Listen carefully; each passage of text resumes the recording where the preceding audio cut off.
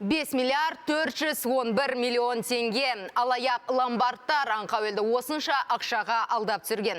Бұл сома еселенуі мүмкін, өйткені қасықтап жиғанын қаржы ұйымына шелектеп төгіп, ауа қарпып қалғандардың қатары күн санап артып жатыр. Көлігін тіпті жалғыз үйін өткізіп, көшеде қалғандар өте көп. Қара халық қашанғы алдана бермек. Армысыздар, эфирде Астарлы Ақиқат және сіздермен бірге Дина Төлепберген. Хотите дороже продать авто или недвижимость, то вам может помочь Гарант 24 Ломбард. Бұл выгодный займ Гарант 24 Голд және Эстет ломбардтың жарнамасы жер жарып тұрған шақ.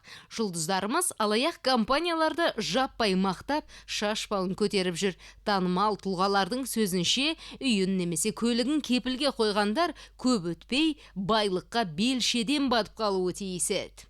Нельзя вообще своим знакомым машину продавать. Неблагодарны вообще же. Вот поэтому следующую машину хочу продать вот здесь вот. На 20% дороже берут.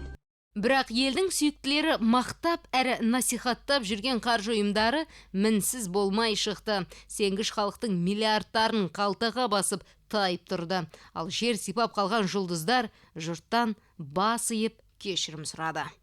Поделился с видео и снялся в их рекламе.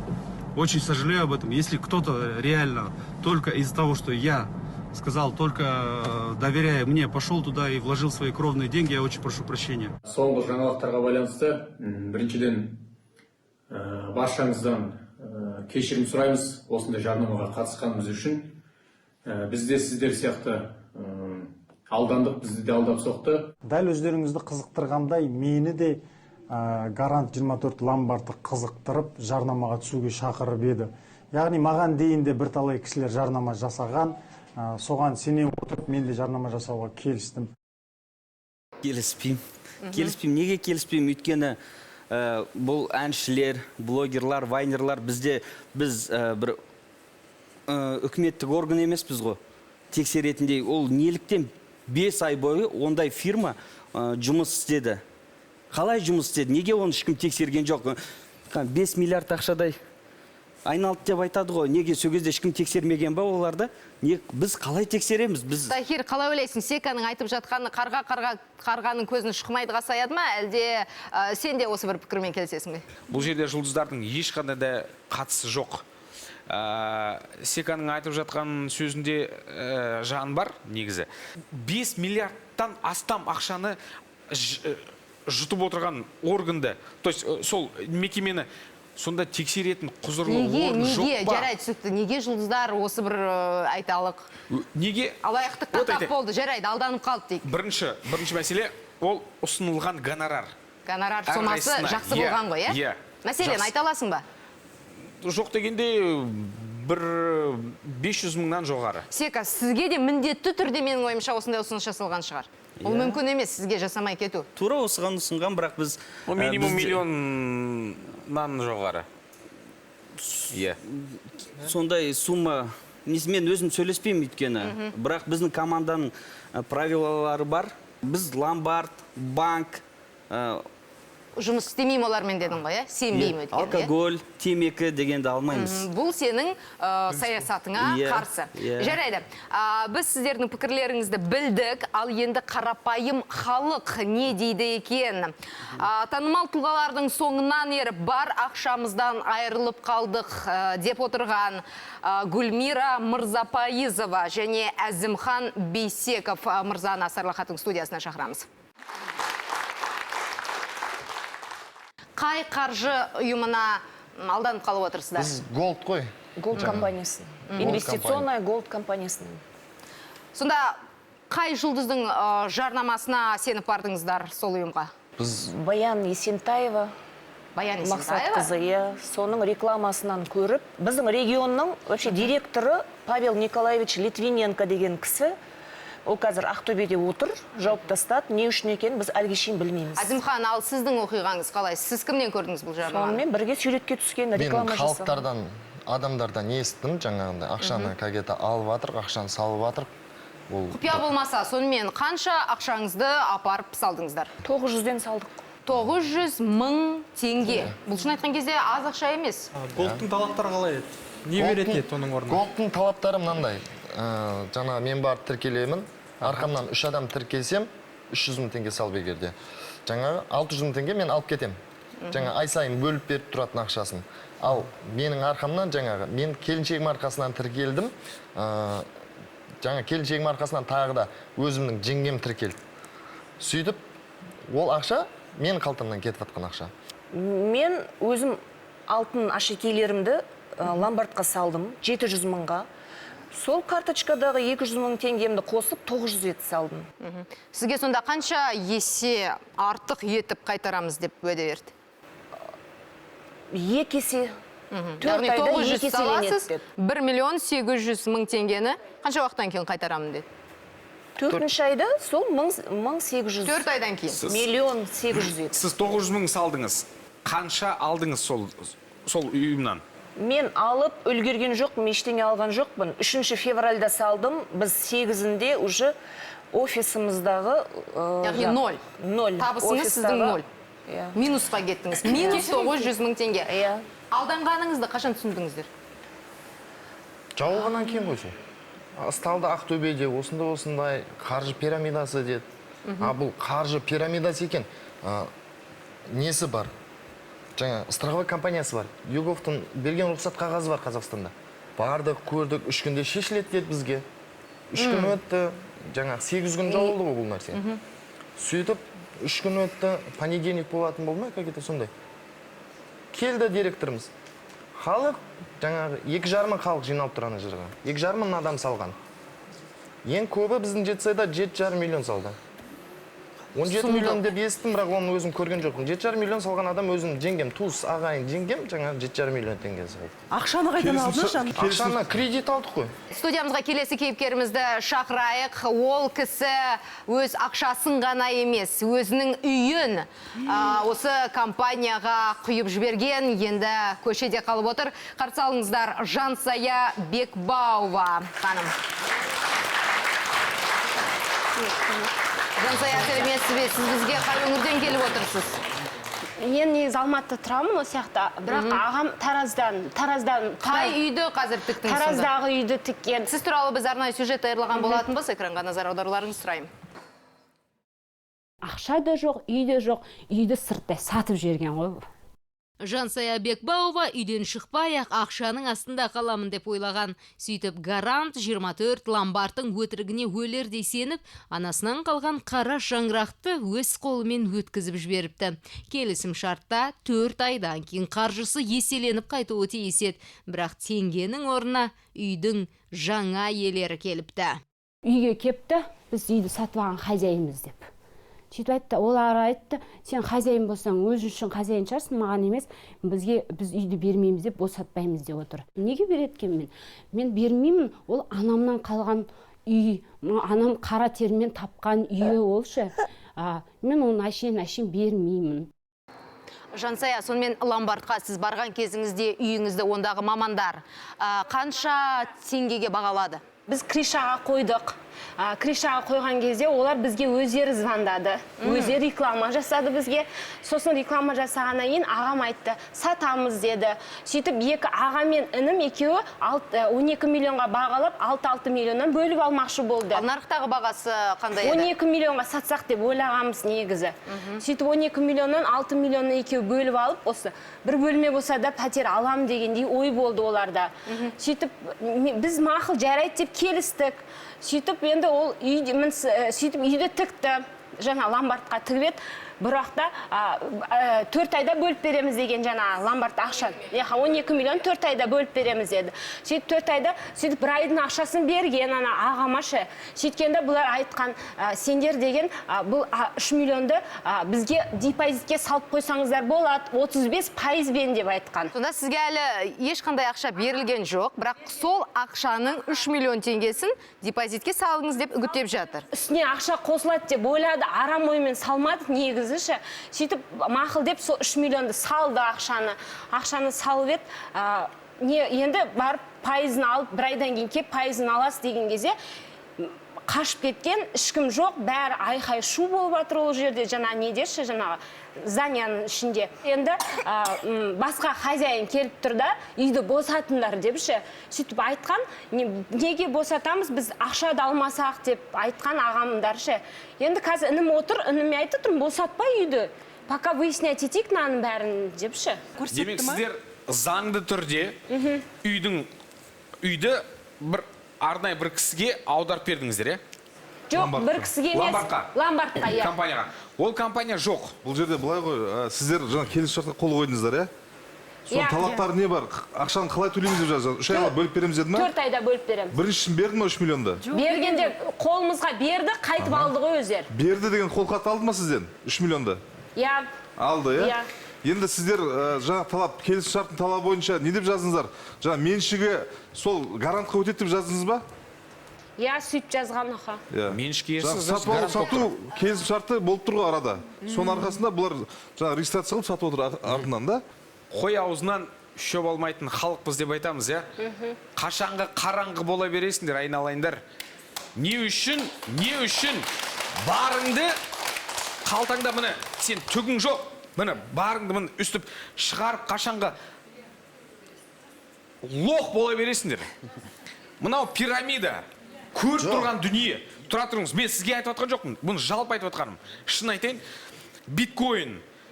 Менің анам да үйде жатып алып, сол биткоинға кіріп кеткен. Пенсиясын алады, салады. Мен үйге табысымды алып келем, оны да салады. Айтыр, нетіп жатыр? Енді мен барында айтып жатырмын. Халықты кінәлауға болмайды. Қазір де оларды да қиын жағдайда тұр. Одан кейінге бұған қараң, соңғы 10 жылдықта біз экранға, телеэкранға актер мен әншілерді пір қылып, идеал қылып көт жасадық. Оған мына сіз де кінәлісіз, мына мен де кінәлім. Қойыңыздар шындайды, халықты кінәламыз, итакты бір соңғы ситуация болды. Халық кінәлі қарсымын. Мен де халықтың өкілімін. Тахир, сіз де елдің алдында жүрсіз, мен де елдің алдында жүрмін. Біз кішкене өзіміздің кішкене гонорарымыз үшін адамдарға ақтеп қараның түбіне барамай өзіміз жарнамалап жібердік. Бұл кісілер не істейді? Сіз түріңіз таниды, мына секаны таниды. Амал жоқ, сіздерге мына біздерге сенеді де, қолда ақшасын береді. Неге оған жағдайға апарамыз? Өйткені халықтың жағдайы мәз емес, түсінесіз бе? Өйтіп кінәламаңыздар халықты. Халықтың қалтасына қол сұғатын қаржы пирамидалары неге қаптап кетті? Оларды тайраңдатып қойған кімдер? Тоқтау салар күш бар ма? Жарнамадан кейін жалғастырамыз.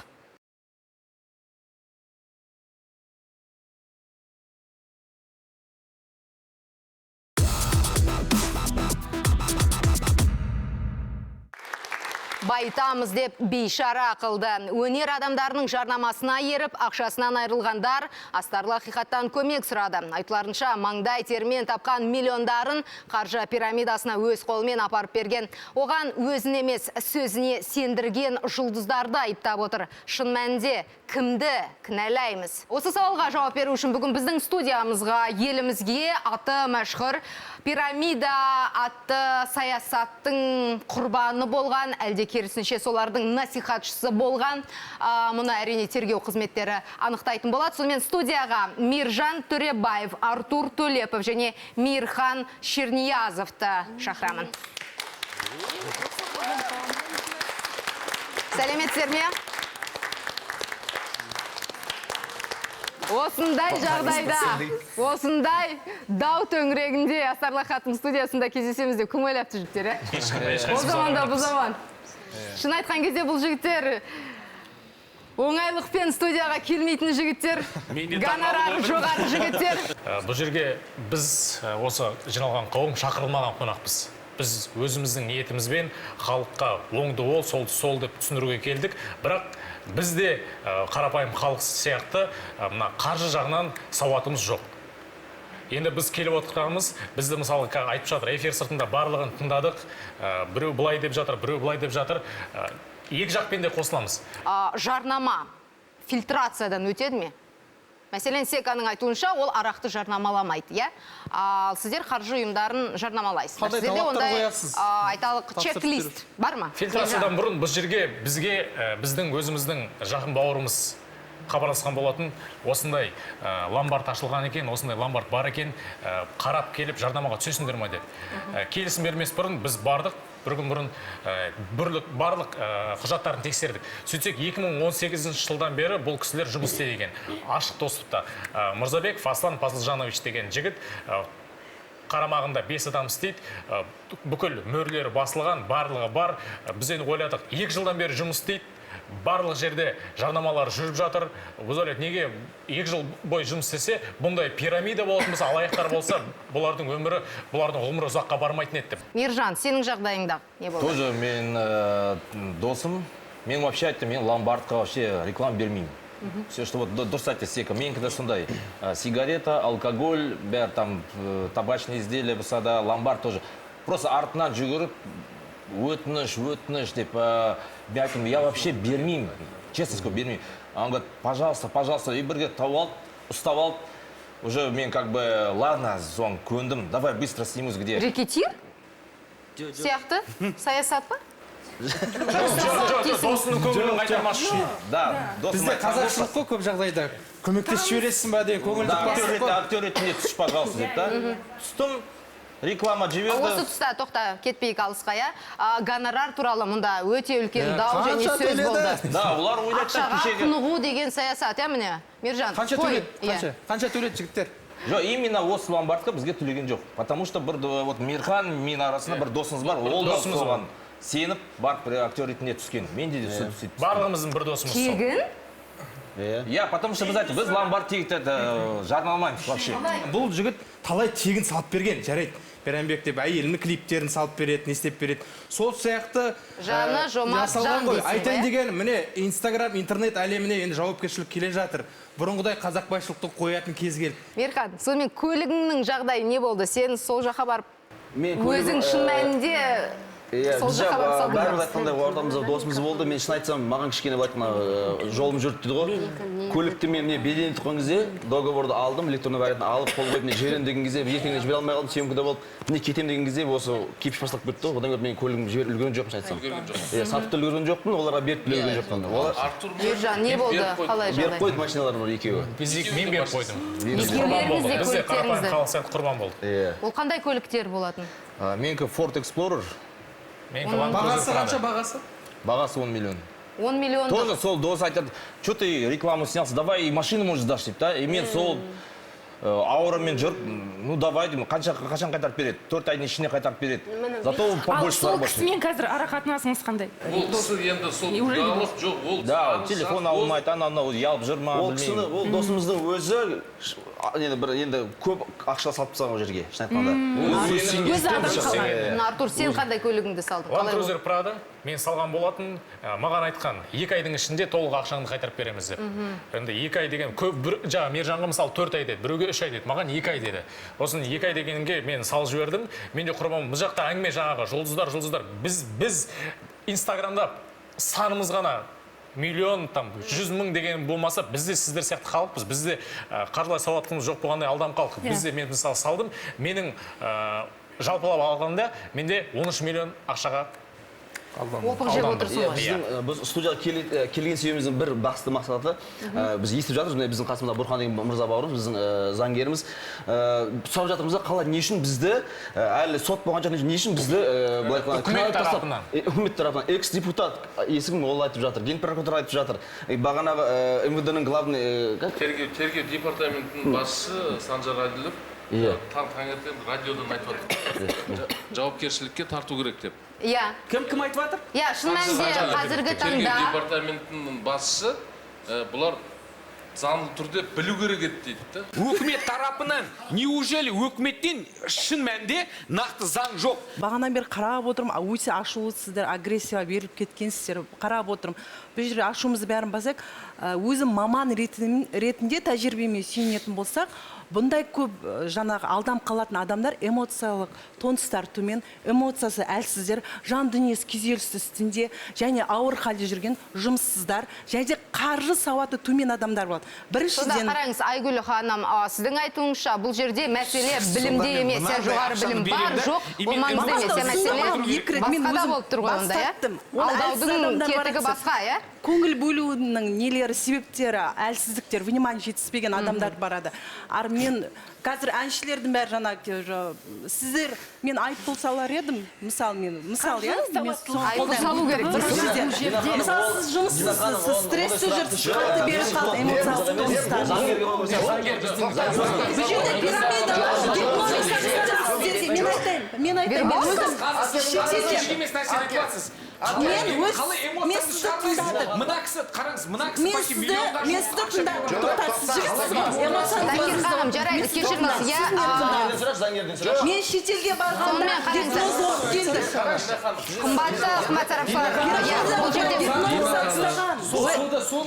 Гипноз жасап тастаған пирамиданың адамдар, басшылары. Ана мәселеге мән берейікші. Сонымен Айгүл ханымның пікірінше ломбардқа келген адамдарға гипноз жасалған. Жасалған. О жерде пирамида біздің кейіпкерлерімізге де гипноз жасалған. Гипноз оқып алған, тыңдаңыздар. Гипноз оқып алған, әлсіз эмоциясы, әлсіз адамдар қатты гипнозға берілгіш болады.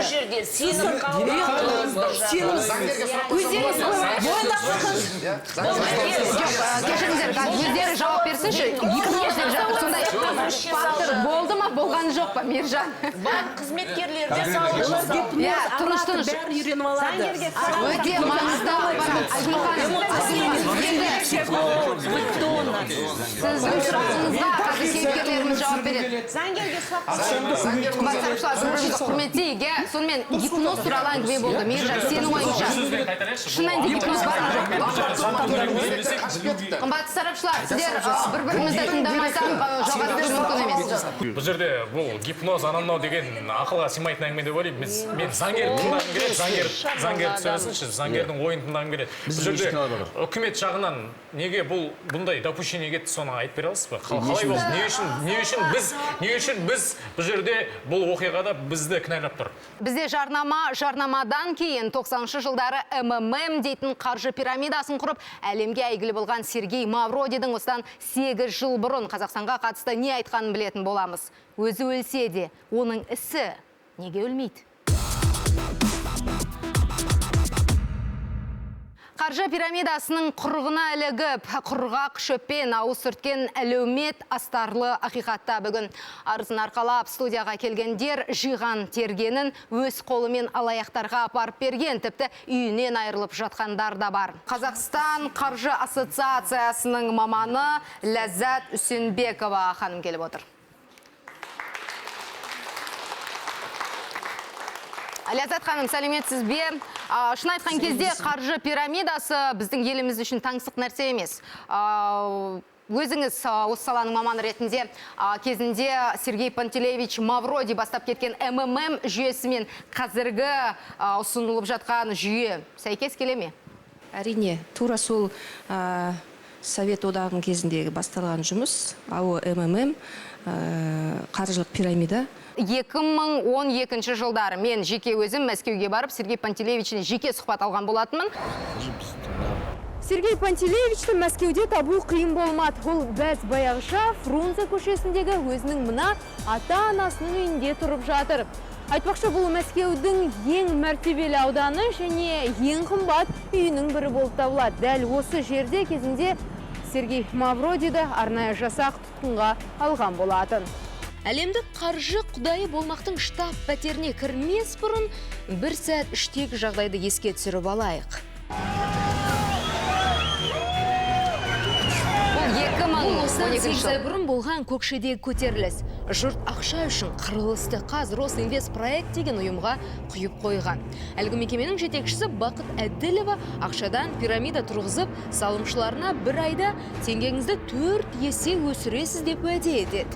Несмотря ни на что, мы заявляем вполне официально, что проект будет жить, он будет работать. Бірақ кейіннен оны айыптап, қылмыстық іс қозғайды прокуратура, офистерін түгел тінтіп жабады, ондағы миллиондаған ғафу етіңіз, миллиардтаған ақшаның қазір қайда екені бізге белгісіз. Ал бақыттың өзі болса, сотталып жатыр. Бұл оқиғаға Мәскеудегі Мавродидің қатысы бар ма? 8-ші қабатта орналасқан баспанасы һәм жұмыс орнына көтерілейік.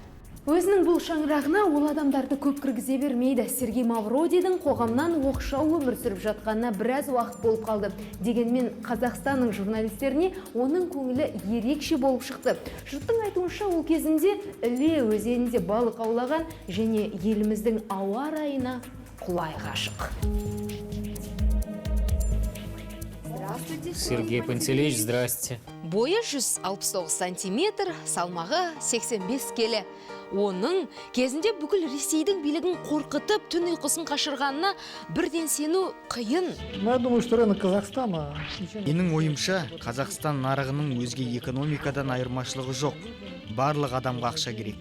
Егер айына 20-75%-ға дейін үстемақы төлесең, ресейліксің бе, қазақстандықсың ба, бәрібір. Значение особого не имеет. Айтқандай-ақ, қазірдің өзінде салымшылардың саны 15 миллионнан асты дейді Мавроди.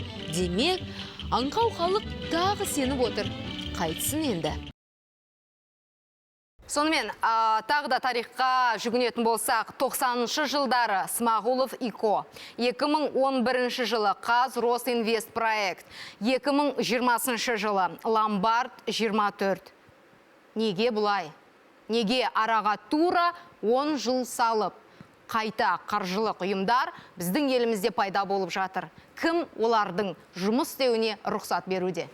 Біздің Қазақстанның қылмыстық кодексінің 217-ші бабына сәйкес қаржылық немесе инвестициялық пирамидалардың қызметін жасауға тыйым салынған. Және де ешқандай рұқсат жоқ деген сөз. Артурдың сұрағы бар осы тұрғыда, өткені аталған ұйымдар ресми тіркеуден өткен. 2018 жыл, мен бағана айтып кеткен болатын, тексерген болатын, бүкіл мөрлері бар, 2018 жылдан бері жұмыс істейді.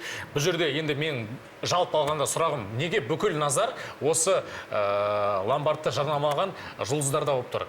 Блогер, вайдер, әнші, актер, неге бүкіл назар бізге кетті? Неге бүкіл үкімет тарапынан осындай бізді кінәлі ретінде шығарып жатыр? Бұл сұрақ сол құқық қорғанушы органдардың негізі жұмыстары, және де соларға адрестеу керек.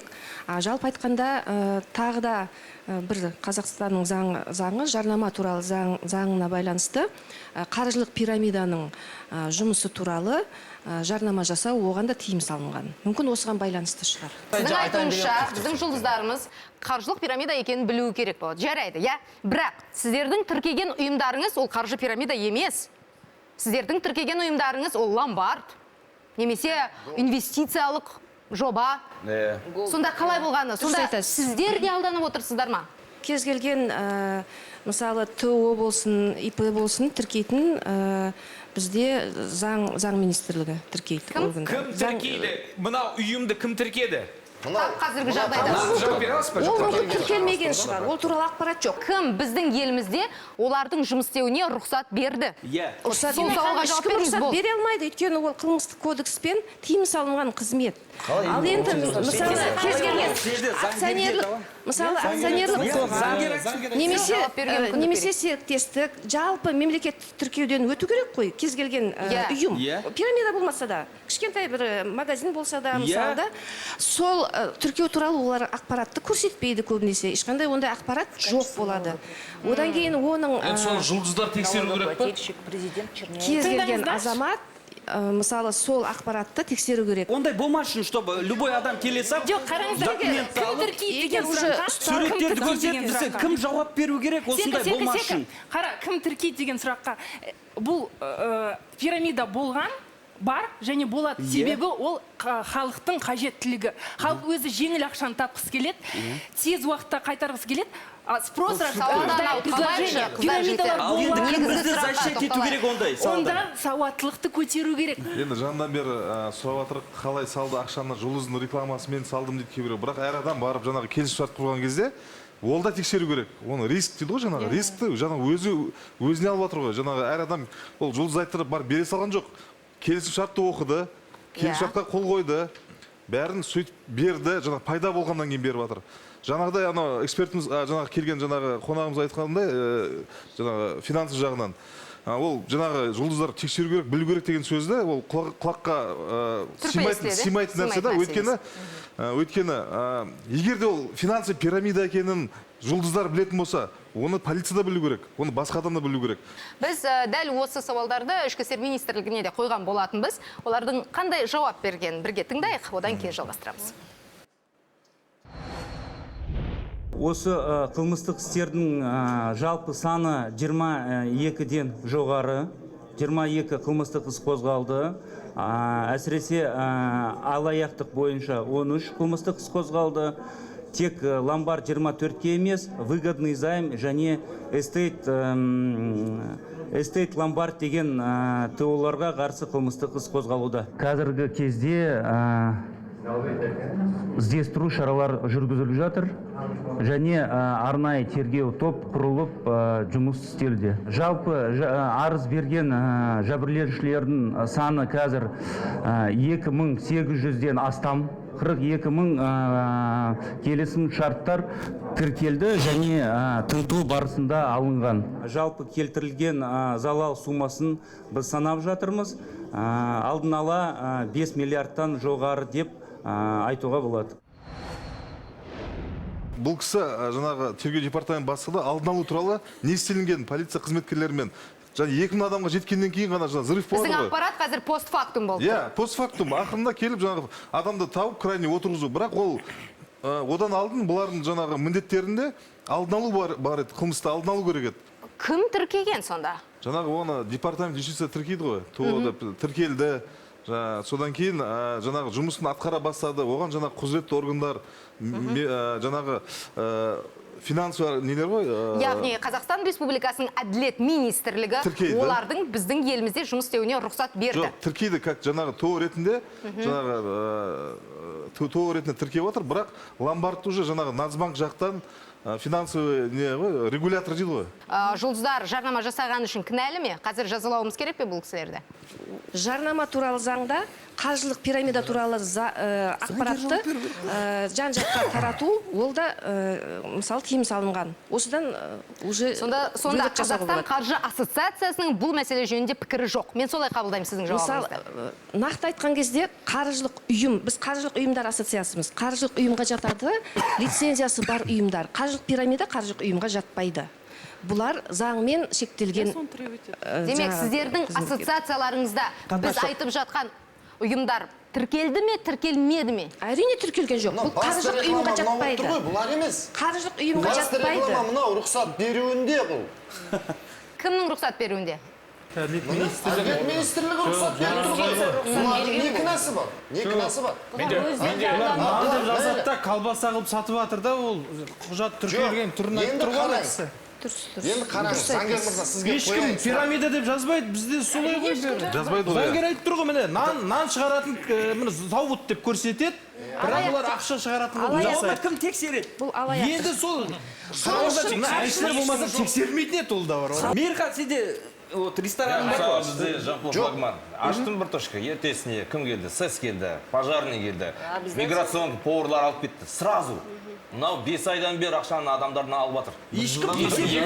тексермейді мысалы. Министр по начальник следственного, да? Следственный департамент. Следственный департамент говорит, что баннеры должны нести ответственность за то, что рекламируют. Они должны знать.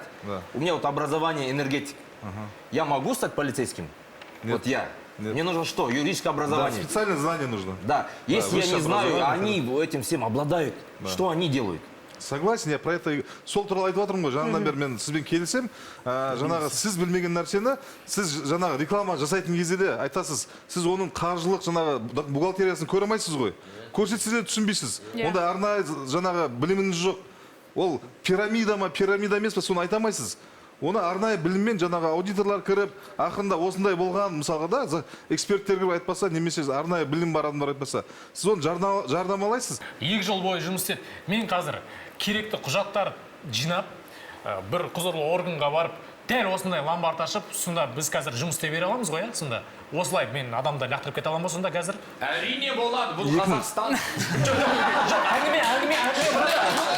ашық ақпаратта көрсетіп тұр да қашан ашылған, мысалы 21 июньде ашылған, аты жөні қандай юридический ламар бәрі ашылған. Тіпті мына жерде налықтан қарыздары бар олардың. Салықтан қарыздары бар, налогтан. Неге тексермей? Ашейінде бізде мысалы 2000 теңге үшін гарантия тоқтатып алды ғой, жібермей. Неге ол тексермейді? Неге тексермейді?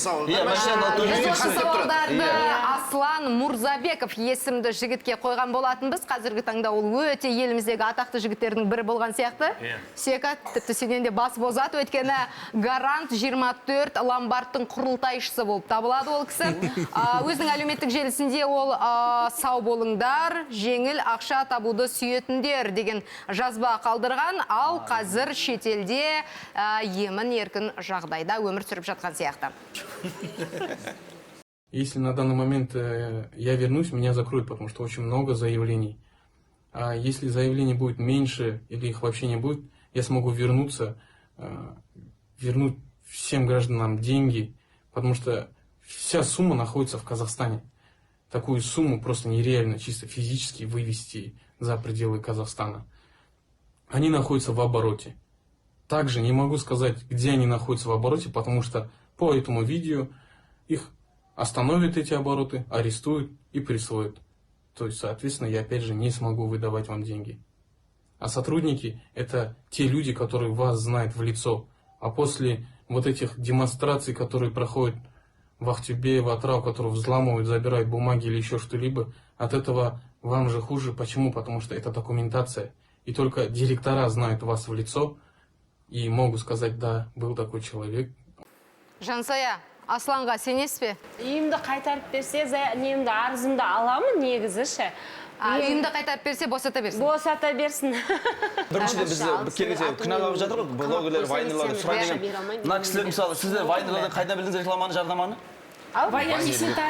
Мен сіздің вайнеріңізді бар ғой, 2 күн бұрын білдім, кешірім сұрап атқанын ше.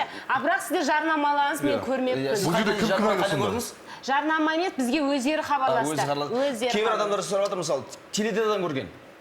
Мына региональный канал дейді ғой, Қазақстан, біз басқа Тараз тағып жүрген региональный каналдардан көргенде бар. Қазақстан Тараздан көрсетіпті. Вот, екіншіден айтайын деген, мысалы, кезінде мысалы Астана банк болды. Астана банк кім реклама жасаған жоқ оған? Бәрі реклама жасады. Ол банкі қазір болды, жабылды, бітті. Ешкім ақшасын ала алмай жүр. Не болды сонда? Оны жарнама жасаған адамдар бәрін күнәға тарту керек болсында, теледидары бар, радиосы бар, тағы да басқасы бар. Әлеуметтік желіде алдап ақша табудың әдісі өте көп. Кең таралғаны черная касса, котел сынды ойындар бар, яғни 14.300 теңге. Мұның бәрі жалған, фейк екенін тағы да ескертеміз. Қал қазір бізде жарнама.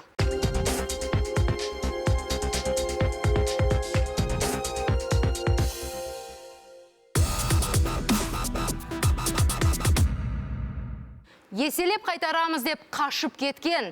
Астарлы хатқа жүгінгендер алаяқтарда кеткен ақшаларын қайтарып алғысы келеді. Айтыларынша, бірі жұлдыздардың жарнамасына сеніп сан соғып қалса, екіншісі басындағы баспанасын ломбардқа өз еркімен өткізіп жіберген. Тараптарды тыңдаған қаржы маманы кінәні өзгеден емес өздеріңнен іздеңдер дейді. Аңқау елге арамза молда болғандардың жазасын кім береді енді? Жалғастырайық. Мен біреуін түсінбей жатырмын да, вот тағы орысшаға айтып едім просто. Мысалы, каждый день новый шығады, кеше шықты депутат, экс-депутат по правам потребителя айтқанда, давайте заблокируем блогеров на 3 месяца за то, что они рекламируют. Потом заң шықты, типа, нам кажется, что они виноваты, дейді да. Бәр бізге жауап жатыр. Никто не ищет его. Ол прямой трансляция шығады, ана группалармен арат, ана ломбардқа түскен балдандар группа ашып жатыр. Солармен ақылдасып вот с этим виновником. МВД оған қарамайды. Каждый день бір нәрсе шығарады. А как вайнеров поймать? А давайте сделаем так. А давайте вот так. Там 40 тысяч, это кто пострадал. Они сами с собой разбираются, они сами с ними разговаривают, с этим обвиняемым. И говорят, как же деньги? Даже мысалы кеше айтты ғой, тоже я вот не знаю, как полковник что ли сказал, типа, логикаңыз қайда дейді. Опять халыққа жауап жатыр. Где ваша логика, дейді, да?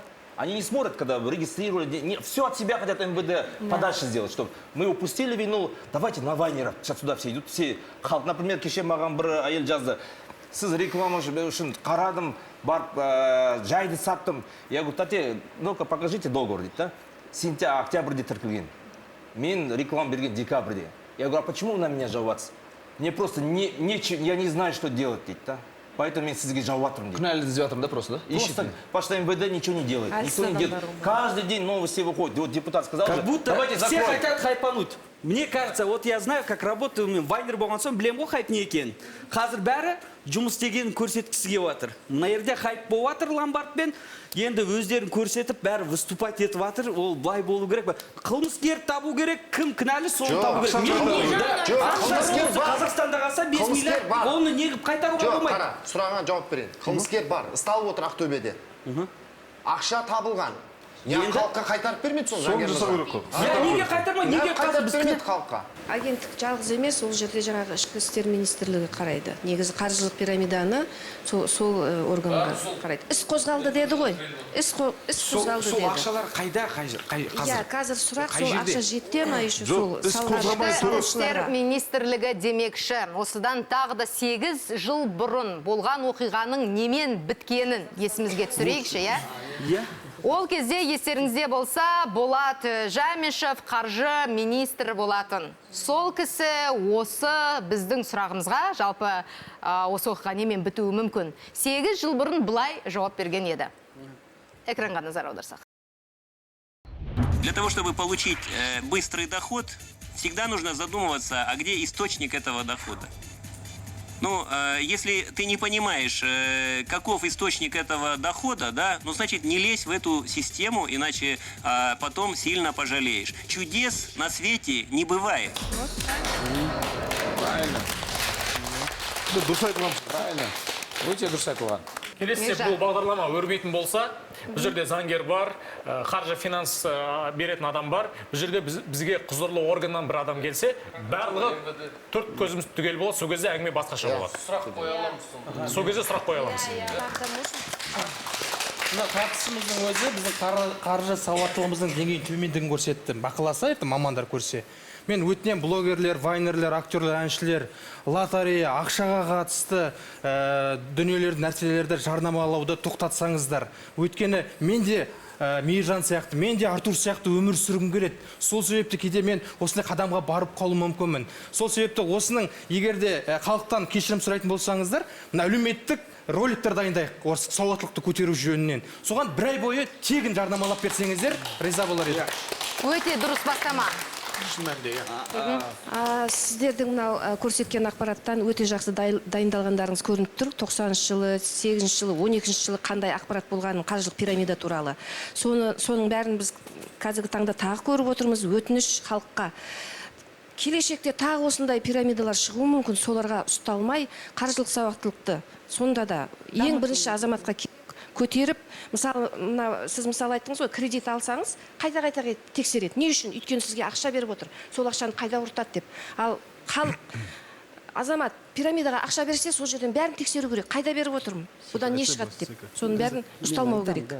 Қарапайым халықтың о жағынан білімі жоқ. Менің айтқым келгенім мынау, оны тексеретін гос органдар тексерсінші дұрыстап. Сол кезде ең басты солар тексерсе, олар ең бірінші выявить етеді ондай алаяқтарды. Сол кезде ешкім халық қарапайымда қор болмайды, жұлдыздарда біз сенетін, біз кімге сенеміз? Біз гос органдарға сенеміз. Солар дұрыстап тексерсе, олар соның бәрін көрсетсе, алдын ала оның бәрі жақсы болады. Мысалға үйтіп 5 миллиардқа дейін жай үйтіп ұрлатып, сосын ол ақша қайқа кеткен білмей отырмаймыз. Мысалға алдын ала тексерілсе, мен соны ғана өтінішке не істеймін, сол кезде осының бәрі болмайды. Тап бұл жағдайда тоқытыр нүктені қою әлі де ерте сияқты. Біз алдағы уақытта осы оқиғаның қалай өрбейтін тек қана әрине бақылаушы ретінде ғана бола аламыз. Бірақ мен шын жүрегімнен сіздердің жан айқайларыңызға, бүгінгі айтқан ақпараттарыңызға зор алғысымды білдіремін. Ішкі істер министрлігі, әділет министрлігі, Қазақстан Республикасының парламенті, сенаты, үкіметі біздің айтылған осы студиядағы әңгімеге құлақ түріп, оңды шешім қабылдайды деп сенейік. Сайып келгенде еңбекпен тапқан теңгенің берекесі бар, таңға жайып, тек ертегіде болатын ұмытпайық.